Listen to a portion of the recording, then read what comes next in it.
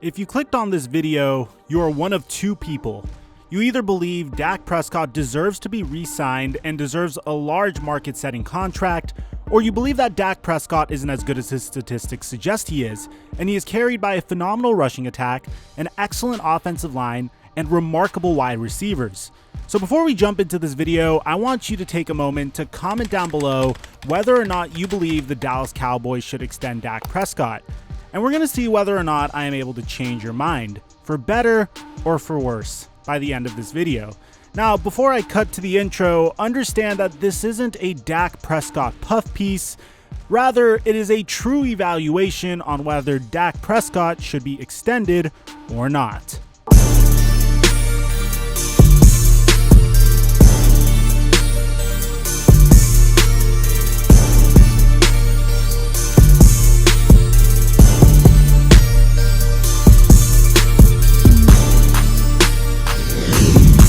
I've seen some of my favorite sports analysts make content about the Dak Prescott contract situation, and since I bear the curse of being a Dallas Cowboys fan since the 2002 NFL season, I figured that it's time that I dive into whether or not I truly believe Dak Prescott is worthy of an extension.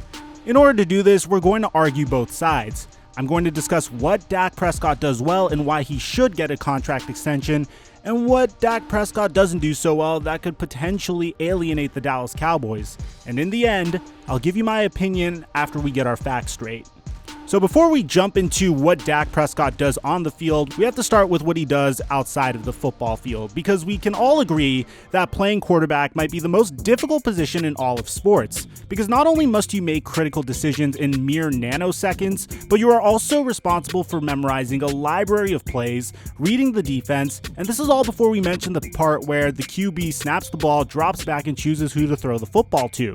I recently have become aware of how difficult it is to play quarterback for the Dallas Cowboys, because in addition to everything I've already mentioned, you must be adept at handling the pressure from a consistently frustrated fan base that is irritated by the lack of playoff success, especially in the Jason Garrett era.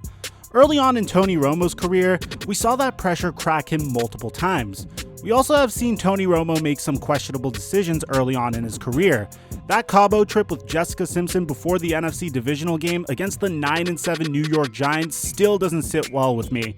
But when it comes to handling the pressure and the scrutiny that comes with being the quarterback of the world's most valuable franchise, nobody handles the pressure quite like Dak Prescott does. I saw this in the beginning of his career with how he handled the drama surrounding him usurping Tony Romo's throne as the Dallas Cowboys starting quarterback. And especially last year, when the Dallas Cowboys clearly seemed frustrated with the one-dimensional coaching staff that seemed absolutely incapable of making in-game adjustments. Despite his clear disdain for Jason Garrett, and oh, believe me, it was absolutely clear if you were watching those games, Dak Prescott consistently took the high road and supported his head coach in the public eye. But for all Dak has done correctly, there has been moments where he's made some questionable decisions.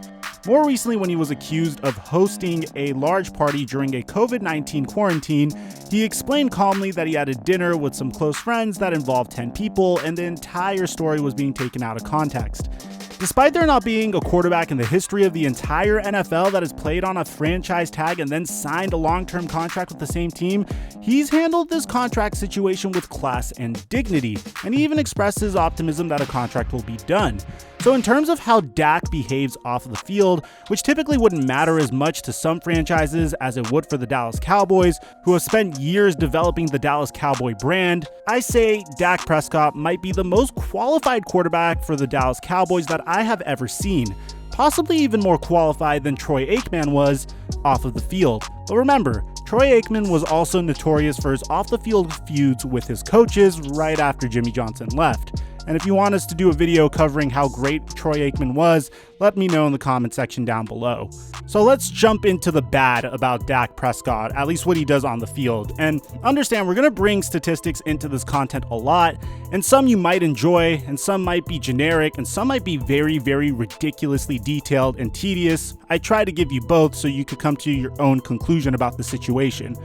Let's start with this famous Dallas Cowboys tweet, which actually drove me absolutely crazy.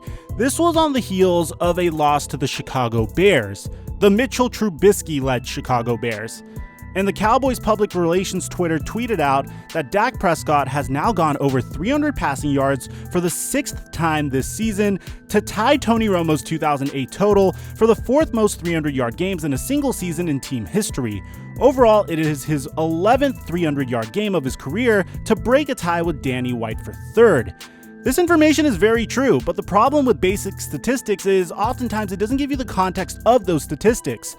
Dak Prescott has put up record-breaking numbers last year, but the issue is that he typically does that when the game is either lost or about to be over. And therein lies the biggest argument for the Dallas Cowboys not re-signing Dak Prescott. Allow me to elaborate. The Dallas Cowboys offense is so simple that I can describe it in 2 easy words. Feed Zeke. When Ezekiel Elliott is being fed, the ball is moving down the field. That opens up easy passing opportunities for Dak Prescott, who is feeling confident because Zeke has already put the Cowboys in a great scoring situation. We saw the greatest case of this early on in Dak and Zeke's career when they were rookies. Zeke would run the ball in the beginning of the game, Dak would make simple but effective reads. The Cowboys would be the first ones to score, which put tremendous pressure on their opposition, because typically when the opposition would get the ball back, there'd be about 3 or 2 minutes left on the first quarter.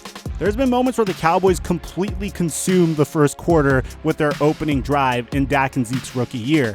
Could you think about how much pressure that puts on the quarterback of the opposing team? He's going to come down to the field, down by a touchdown, possibly with the entire second quarter to work with, but if he gets a 3 and out and gives the ball back to the Cowboys are going to consistently control the clock, and that's going to make it very, very difficult to come back. You can't score if you don't have the ball in your hands. And as a result of this concept, the Dallas Cowboys would end up dominating that year. But this past season, the Dallas Cowboys offense hasn't been as potent, and that's despite having 2 1,000-yard receivers in Michael Gallup and Amari Cooper, and Ezekiel Elliott that rushed over 1,000 yards, and a defense that featured Pro Bowl defensive end DeMarcus Lawrence, resurrected Robert Quinn, who played so well he just signed a huge deal with the Chicago Bears, Byron Jones, who was a remarkable corner who just got overpaid by the Miami Dolphins as well, and an above-average linebacker core, which would feature Leighton Vander Esch sometimes, but he was out with injuries, and Jalen Smith, who Dallas Cowboys fans seem to love. But here's the problem. What happens when the Dallas Cowboys fail to score first? Well, the Dallas Cowboys have failed to score first 9 times this past season, and they have gone into the half behind 7 times and are 0-7 in those games. Defenses commit to stopping Ezekiel Elliott in the beginning, which means Dak Prescott has to beat defenses with his arm. This puts tremendous pressure on Dak, and if he fails, the opposition gets the ball with plenty of time on the clock, momentum, and if they score first, that makes the running game less of an option, which puts even more pressure on Dak. And when that pressure has been put on Dak, he has not been able to succeed in the beginning of games, which is really, really strange considering the fact that he leads the league in game-winning drives since 2016. It's almost as if he has the inverse problem. By the time the Dallas Cowboys come back onto the field for the second half of play, defenses play back, which gives the Cowboys an opportunity to move the ball. Opposing defenses are literally giving these yards to Dak at this point. Take a look at this stat here. This past season, Dak Prescott has completed 63% of his passes for 1,873 yards, 13 touchdowns, and 7 interceptions in the first half of the game. In the second half, he has completed 67% of his passes for 2,249 yards, 11 touchdowns, and 2 interceptions. In addition to this, Dak Prescott receives tremendous help from his receivers. On 7 of Dak Prescott's touchdowns, his receivers gained at least 20 yards after the catch. No other quarterback had more than 6. In addition to this, Dak Prescott had 16 interceptions dropped last season. But hold that thought because we're going to dive more into the statistics soon. Probably our most critical question of all is, Dak is good, but can he be great? Can he carry a team in those big moments? It appears as if he has done well in the second half of games, but the fact that he can be blamed for the Dallas Cowboys' offensive woes would be enough of a reason for me to not want to pay Dak in of itself. But there's a huge wild card that is absolutely impossible to analyze, and this could possibly be why the Cowboys want Dak to play on a franchise tag. How much of this is Jason Garrett's fault? How much of it is due to poor scheme? Dak had career lows in rushing attempts, yards, touchdowns, runs for first downs, and yards per game this season. He's not Lamar Jackson, but if your quarterback can run, you should have him run just to keep the defense on their toes. So with these negatives taken into consideration, do you pay a man $40 to $50 million a year, knowing full well that he might be the reason why your offense is stagnating? Do you have him play under the franchise tag underneath your brand new head coach to see whether he fits in or not? If he fits in, do you pay him even more after his franchise tag year? Well, let's get to why the Dallas Cowboys would want to pay Dak in the first place, because this is what Dak does correctly on the field. For all the bad situational moments Dak has given us to analyze, let's discuss what he does right. Let's discuss his big play potential. In the last 2 seasons, Dak Prescott threw 48 passes that resulted in 30-plus yard gains, which trails only Patrick Mahomes and ties Aaron Rodgers. He is also 4th in the league for passing touchdowns from the pocket, 4th in the league on most passing yards on throws that went for 20-plus yards since 2018, trailing only Mahomes, Russell Wilson, and Aaron Rodgers. And here's the craziest stat. And I couldn't believe this myself, and I'm kind of nervous even mentioning it because there's something that I'm not seeing, and I still don't believe it as I'm making this video. He is the 4th most accurate quarterback in NFL history, behind Drew Brees 67.6%, Kirk Cousins 66.9%, and Chad Pennington 66%. Now let's dive in a little deeper. Remember that interception statistic I gave you? Dak Prescott finished in 7th place in interceptable passes. For reference, Patrick Mahomes was 12th place and Sam Darnold was 16th place last year.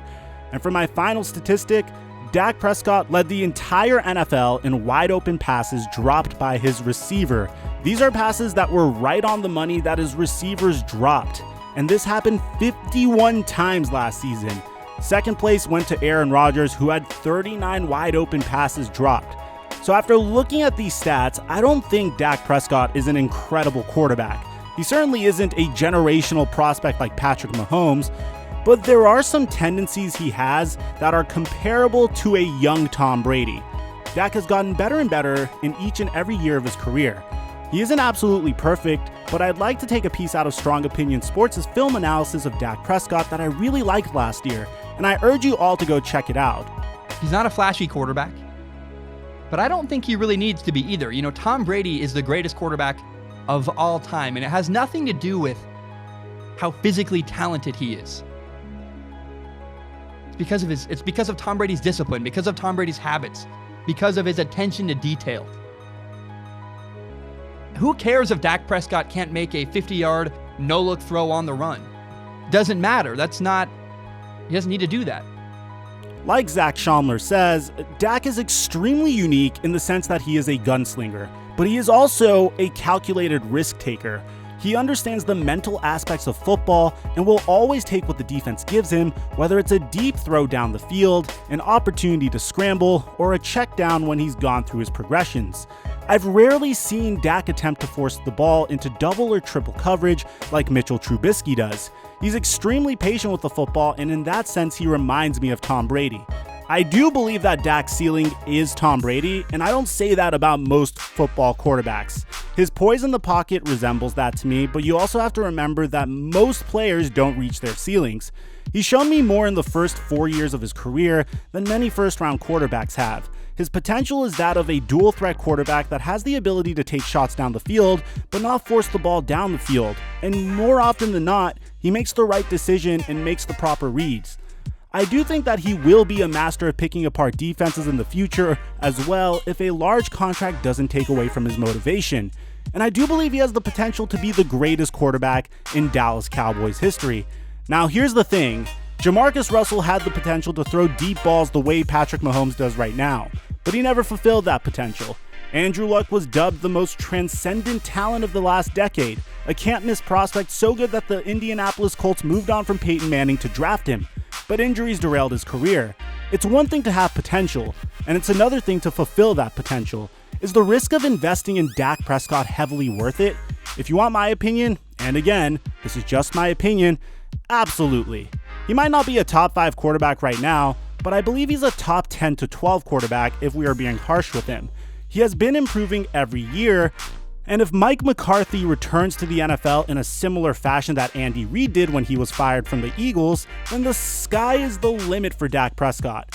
But this is me being a hopeful optimist as a Dallas Cowboys fan. What's the worst that can happen? Dak Prescott becomes the next Andy Dalton, the Cowboys are stuck with an inflated contract for a game manager over the next 4 to 5 years, and they can possibly cut him after 4. then rebuild.